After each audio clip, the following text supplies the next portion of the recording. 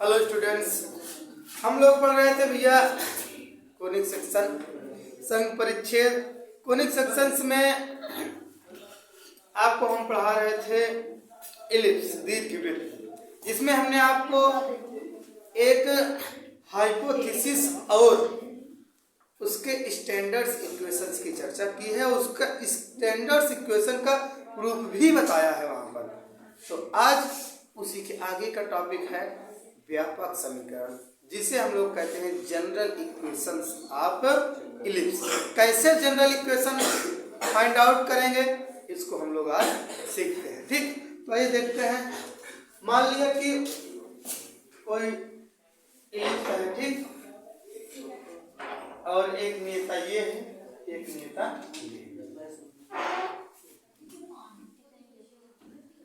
ठीक। तो अब इसमें जरा देखिए, मान लीजिए एक्स एक्सिस है, ये क्या है, वाई है। इस पर कोई पॉइंट पी है, ठीक, और मान लिया इस इलिप्स का नाभ क्या है, यस, जिसका निर्देशांक हम क्या कह दे रहे हैं, एच कामा के कह दे रहे हैं। तो यहां से यहां तक दूरी क्या हो गई, पी एस, और इसको हम क्या कहते हैं, अगर यम जेड, ठीक। तो ये नियता यम जेड हुई, और यम से पी और पी से यस, ठीक। किसी को दिक्कत नहीं होगी। इसका निशान क्या कहते हैं, अगर एक्स कामा वाई, क्या कहते हैं, एक्स कामा वाई। और इस नियता का समीकरण अगर l x plus m y plus n equal to 0 कह दे, ठीक। नियता का समीकरण क्या है, l x plus m y plus n equal to 0। तब कैसे हम लोग फाइंड आउट करेंगे जनरल इक्वेशन, ठीक, ये सीखना है। तो आइए देखते हैं।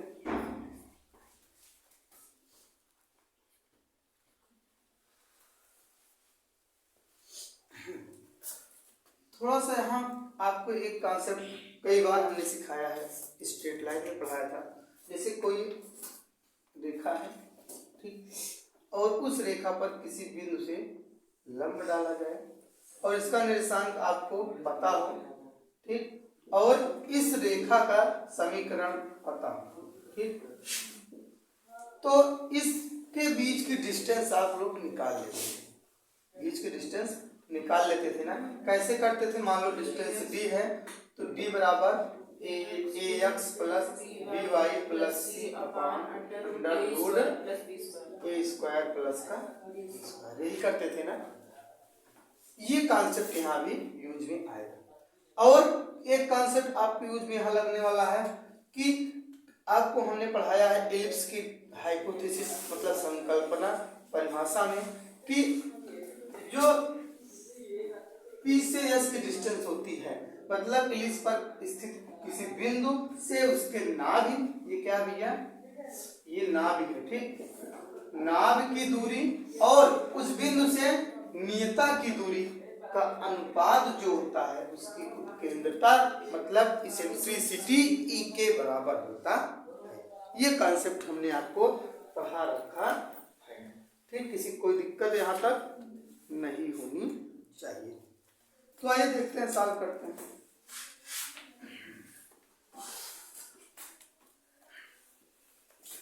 सबसे पहले हम क्या चलेंगे, दीर्घवृत्त की परिभाषा, दीर्घवृत्त की परिभाषा से।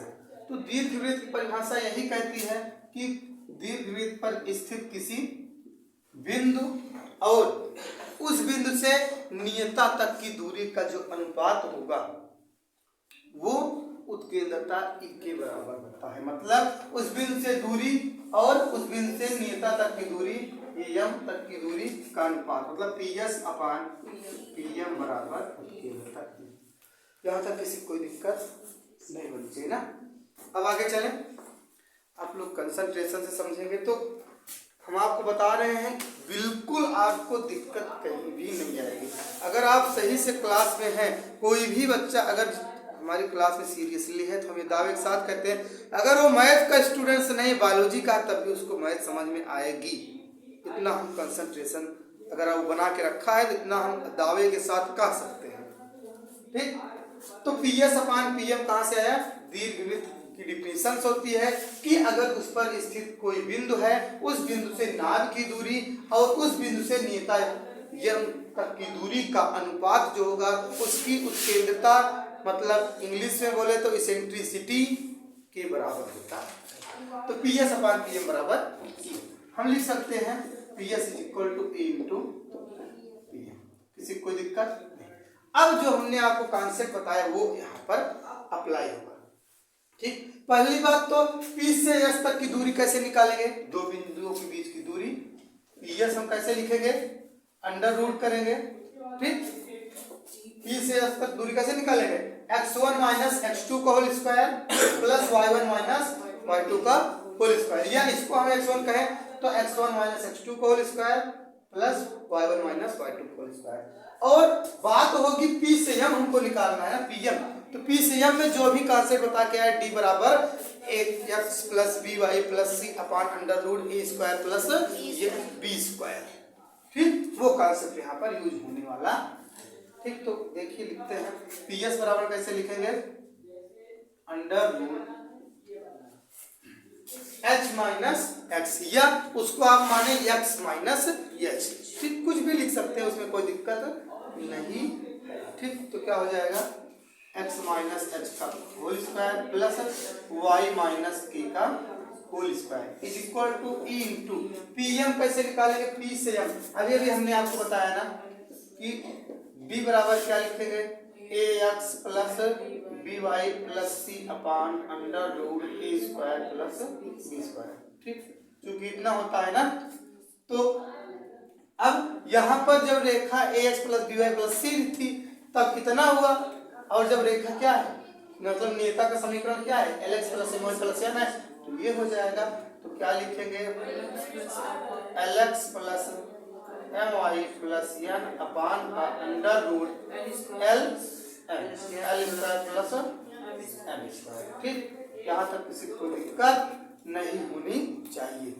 अब ये रूट है, उधर जाके स्क्वायर बन जाएगा।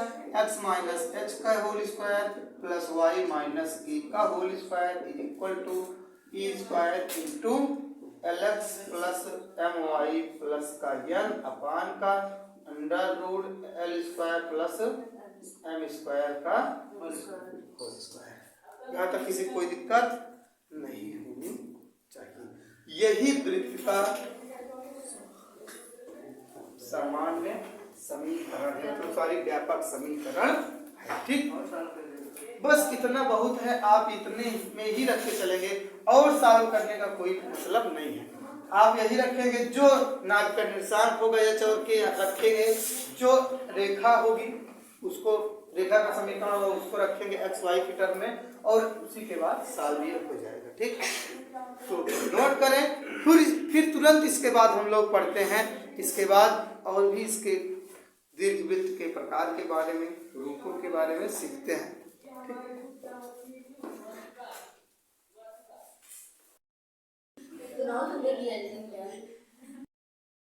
अब देखिए भैया, एक और भी टॉपिक इसके जस्ट बाद का है, दीर्घवृत्त का अनुरेखण।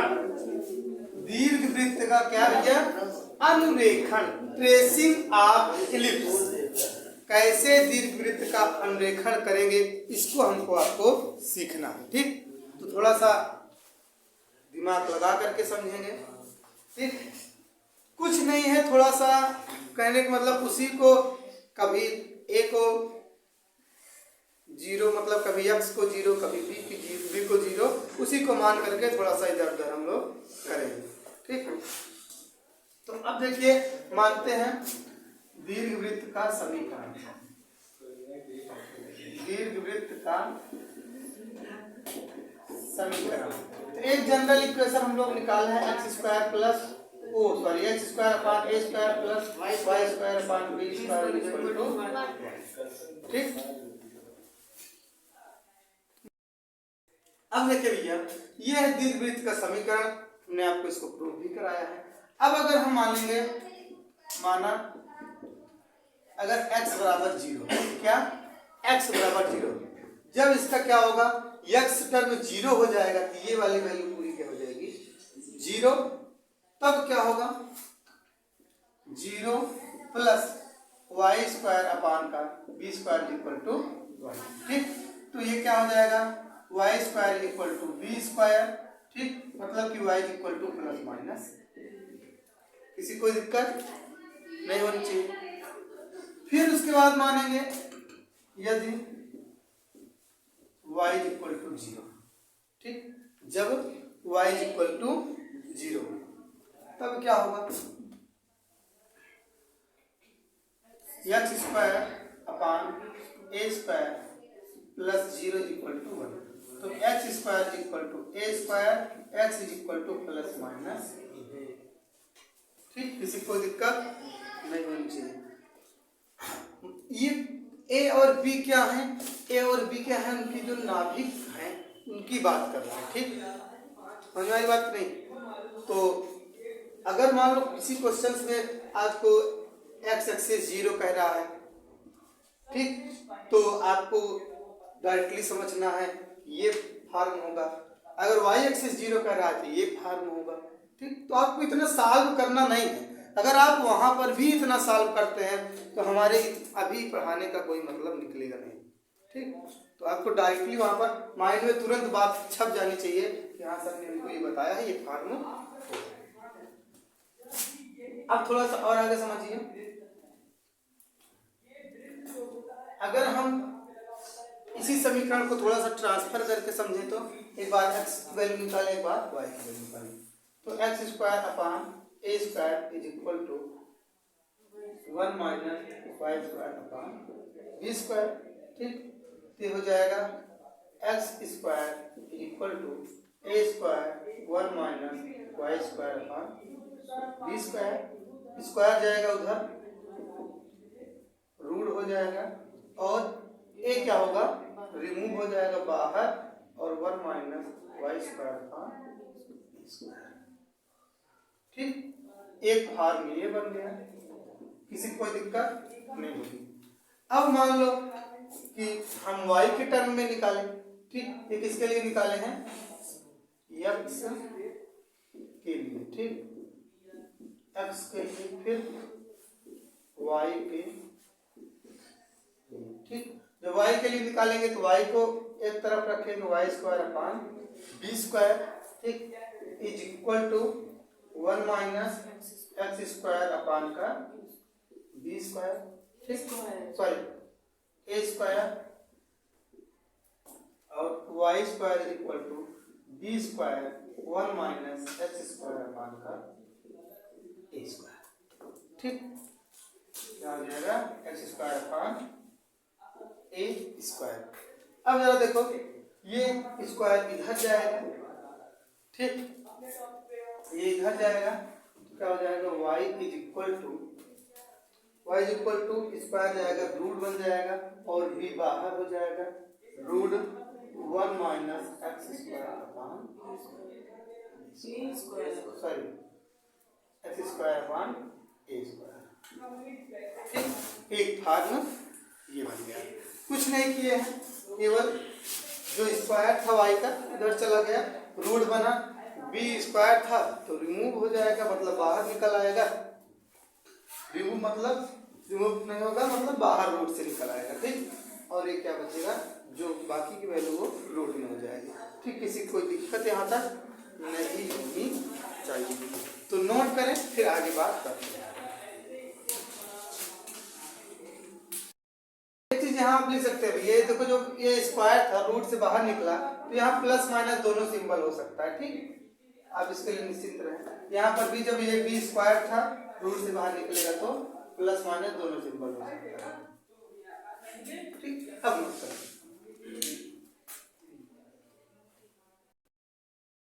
अब देखिए भैया, इसके बाद का ही जस्ट एक और भी इंपॉर्टेंट हेडिंग है। इसमें क्या पढ़ना है आपको, दीर्घवृत्त संबंधी परिभाषाएं। दीर्घवृत्त से संबंधित कुछ इम्पोर्टेंट छोटी छोटी परिभाषाएं पढ़ना है। ठीक, तो डिफिनेशंस विद एलिप्स थोड़ा सा अगर हम आपको चित्र द्वारा समझा दें तो कायदे समझ में आ जाएगा, फिर लिखने में तो कोई दिक्कत ही नहीं होगी। तो थोड़ा समझिए, मान लिया ये क्या है, एलिप्स है मतलब दीर्घवृत्त है,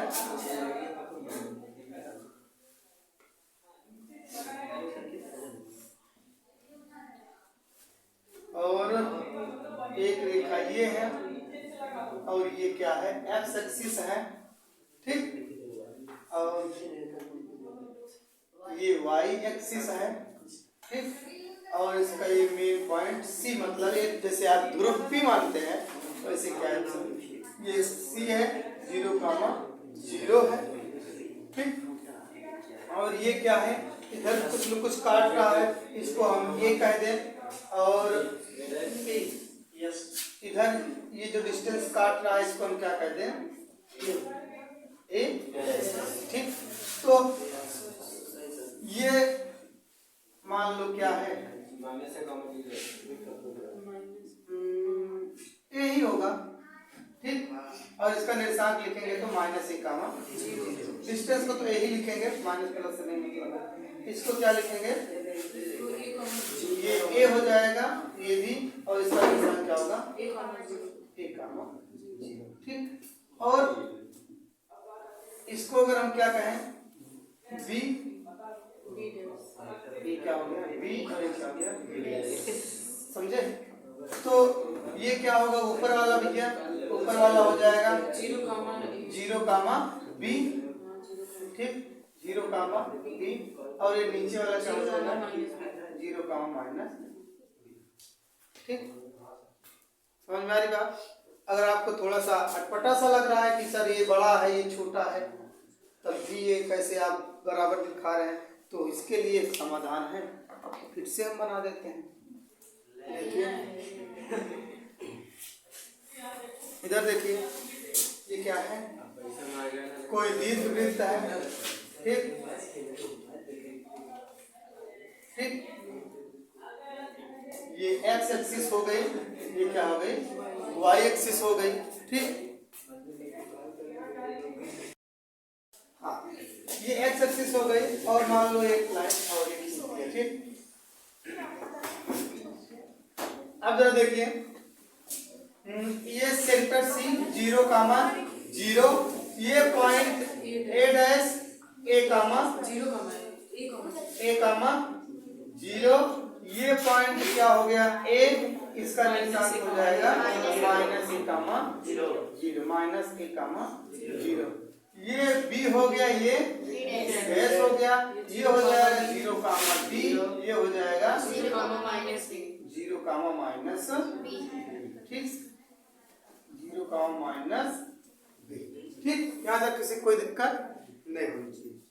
अब थोड़ा सा समझिए, मान लिया ये पॉइंट क्या है, P है, जिसका निर्देशांक x, y है, और यहाँ पर कोई नाम यस है। ठीक, और इस पे एक रेखा खींची गई, एक दूसरी नाम मान लिया क्या, यस डैश है, और एक रेखा इससे खींची गई। ठीक, तो अब थोड़े थोड़े मतलब छोटी छोटी डिफिनेशन को समझना है। सबसे पहले हमको समझना है कि इसके शीर्ष क्या है, जो दीर्घवृत्त बना है इसका शीर्ष क्या है। शीर्ष बोले तो वर्टिसेस, क्या, वर्टिसेस। ठीक, वर्टिसेस क्या होगा, जो ए और ए डैश हैं, यही दो ऐसे बिंदु हैं जो एक्स एक्सिस को काट रहे हैं, एक्स एक्सिस और दीर्घवृत्त को काट रहे हैं। ए और ए डैश क्या है, शीर्ष है, तो शीर्ष ए और ए डैश हो गया। अगर नाभि की बात करेंगे तो नाभि तो आपका यस ही है। अगर इसमें केंद्र की बात करेंगे तो केंद्र सी है, और उसके बाद बात आ जाती है, जैसे इसमें नया आपको जुड़ जाता है दीर्घाक्ष और लघु अक्ष। दीर्घाक्ष क्या होता है, जिस अक्ष पर परवलय बना होता है, सॉरी इलिप्स मतलब दीर्घवृत्त बना होता है, वो क्या होता है, दीर्घाक्ष। आपको देखने में ही लग रहा है ये अक्ष क्या है, ये अक्ष बड़े हैं ना इनकी तुलना में, ये अक्ष क्या होगा दीर्घ अक्ष, और ये y वाला अक्ष क्या होगा लघु अक्ष होगा इस परवलय में। ठीक, अगर मान लो परवलय y एक्सिस पर बना हुआ है, मतलब इस तरह से बना हुआ है, तो ये क्या होगा इस कंडीशन में दीर्घ अक्ष ये हुआ, लघु अक्ष ये हो जाएगा। ठीक, तो किसी कोई दिक्कत यहाँ तक नहीं बन चीज। और फिर बात करेंगे उत्केंद्रता इसेंट्रिसिटी की। तो इसेंट्रिसिटी क्या हो जाएगी भैया, इसेंट्रिसिटी जो हम परवलय का समीकरण आपको बता रहे थे, वो प्रूव करा रहे थे, x² upon a² plus y² upon b² बराबर 1। तो ये b² कहाँ से आया था, माने थे b² equal to a² 1 minus e² ना। तो यही e क्या थी, इसेंट्रिसिटी थी, तो वहीं से e को निकालेंगे। e की वैल्यू मान लो आपसे उत्केंद्रता पूछ लेता है किसी परवलय के समीकरण से, तो आप क्या करें उत्केंद्रता उसकी निकाल सके, आगे आपको क्वेश्चन मिलेगा भी। ठीक, मान लो आपको a और b की वैल्यू दे दिया, ठीक, कह दिया परवलय वो सॉरी दीर्घवृत्त x एक्सिस पर a मतलब इतना काटता है, y एक्सिस पर b इतना काटता है, और उसकी इसेंट्रिसिटी मतलब उत्केंद्रता ज्ञात कीजिए। तो आपको जो इससे रिलेशन सभी निकलेगा उसी में रख करके आप लोग आसानी से निकाल देंगे। ठीक, अब चलिए देखते हैं, छोटे छोटे पॉइंट को लिखते हैं। किसी कोई दिक्कत समझने में नहीं होनी चाहिए। थोड़ा सा अगर आपको दिक्कत हो तो और भी समझ लो, ये CB और CB डैश तो बराबर होंगे, ये आप लोग जानबे करते हो। CA और CA डैश तो बराबर ही होंगे, ये भी आप लोग जानबे करते हो। और ये डिस्टेंस क्या होती है आपका A है, तो वो भी क्या है A है, ये किसके बराबर हो जाएगा 2A के बराबर हो जाएगा। ठीक, मतलब अगर हम बात करें A डैश डिस्टेंस तो 2A और BB डैश डिस्टेंस 2B। ठीक, ये आपको दिक्कत नहीं होनी चाहिए। ठीक, चलिए नंबर 1 पॉइंट शीर्ष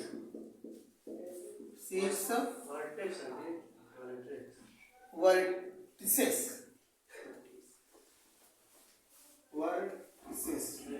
यही होती है स्पेलिंग मिस्टेक है ना, वर्टिसेस ना, चलो वर्टिसेस। अब देखो वर्टिसेस क्या होती है, A से A डैश। ठीक, A से A dash,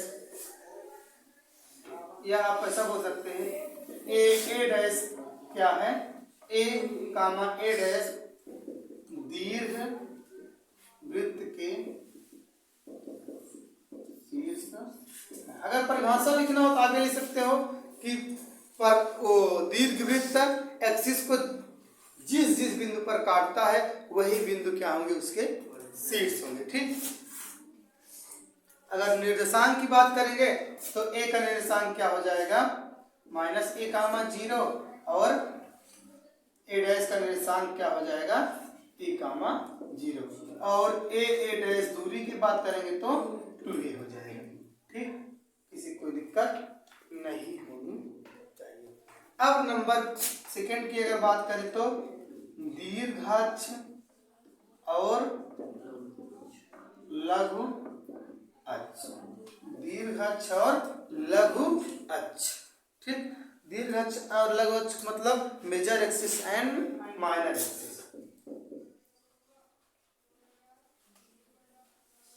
major axis and minor axis. ठीक, major axis and minor axis, major axis and minor axis. तो मेजर एक्सिस दीर्घ अक्ष मतलब जो बड़ा वाला है A डैश वाला ये दीर्घ अक्ष होगा, और जो BB डैश है क्या है लघु अक्ष होगा। ठीक, तो आप लिख सकते हैं कि A डैश दीर्घ अक्ष है, दीर्घ अक्ष है। ठीक, और A डैश बराबर 2A। ठीक, और बी बी डैश क्या है, लघु अक्ष है, और बी बी डैश बराबर क्या हो जाएगा, 2b। ठीक, ये बी बी, ठीक, ये क्या हो जाएगा, 2b हो जाएगा। यहाँ तक किसी को कोई दिक्कत नहीं होनी चाहिए। तो थोड़ा सा केंद्र के बारे में जान लें। ठीक, यहाँ नीचे बता देते हैं आपको। नंबर 3rd पॉइंट, केंद्र, सेंटर, सेंटर। ठीक, तो केंद्र क्या होता है, यहाँ यहाँ सी केंद्र है, जिसका निर्देशांक, केंद्र है जिसका निर्देशांक 0,0। ठीक, इसका निर्देशांक 0,0। नंबर 4th पॉइंट की बात करें तो उत्केंद्रता। उत्केंद्रता बोले तो इसेंट्रिसिटी। ठीक, इसेंट्रिसिटी। तो हमने आपको जैसे पहले समझाया कि जो परवलयिक समीकरण था ये वाला, x² upon a² plus y² upon b² equal to 1। जब पूरा सॉल्व किए थे प्रूफ में, तो अंतिम में b² को हमने माना था कि b² बराबर क्या है, a² in bracket 1 minus e²। तो क्या हो जाएगा ये, क्योंकि b² equal to a² in bracket 1 minus e²। ठीक, अब यहाँ से क्या करिए, इसको ट्रांसफर करिए। तो आप सॉल्व करेंगे तो मिल जाएगा